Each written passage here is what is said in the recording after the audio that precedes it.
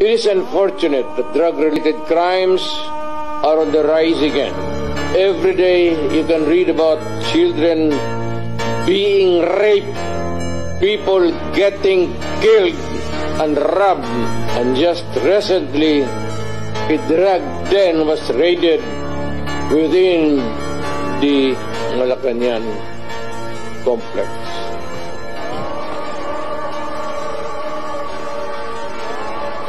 We saw the biggest voluntary surrender of more than 1 million drug users and personalities, which is a feat that has never been seen in the country's history. 1.6 million po ang sumurrender. First 6 months po ito. Kulang na kulang nga po yung mga lugar, no, kung saan sila magsusurrender. Nagkulang po ang mga preso dahil sa dami po ng nagsurrender. Nagsurrender po sila dahil sa paniniwala nila na seryoso po ang war against drugs ni Pangulong Duterte. Ako po'y nakulong. Ako po'y nabuhay kasama ang mga kriminal sa Pilipinas.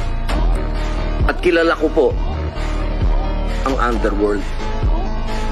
Napag-usapan po natin ang mga biktima ng sinasabing war on drugs, pero hindi po natin napag-usapan ang mga biktima ng mga durugista.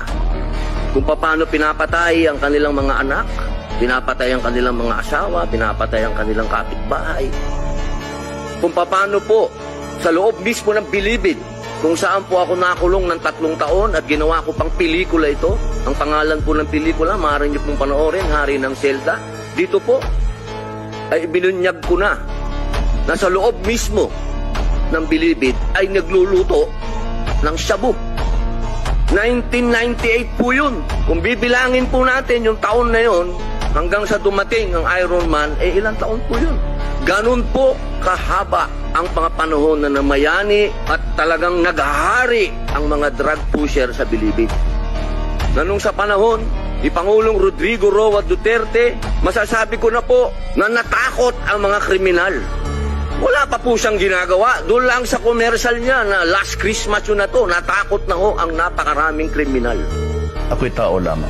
Kaya binabati ko pa rin, Merry Christmas. Kayong mga durugista, magdanakaw, mga korap, mga kriminal, at yung nagpapahirap sa Pilipino. Kaya kung ayaw ninyong minto at patuloy pa rin ang karahasan, ito na ang huli ninyong Merry Christmas. Ang hinahangaan po naming pinakamagaling na Pangulo ng Pilipinas, PRRD, Digong, Mayor. Drugs will destroy the Filipino.